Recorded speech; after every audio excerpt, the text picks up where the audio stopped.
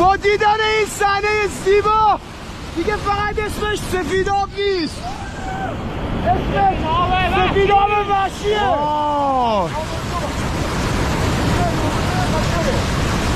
وای خدا بریم اون بالا. وای خیلی باحال این صحنه ره.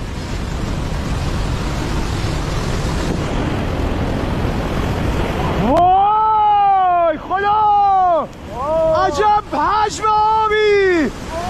با دیدن این صحنه زیبا دیگه فقط اسمش سفیدآب نیست، اسمش سفیدآب وحشیه.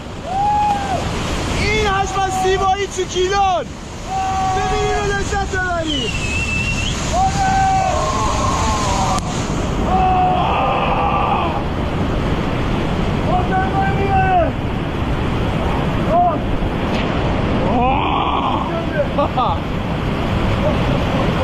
وای یعنی هر کی بیفته این تو زنده در نمیاد. خدای من وای چه آبی میپاسه رو.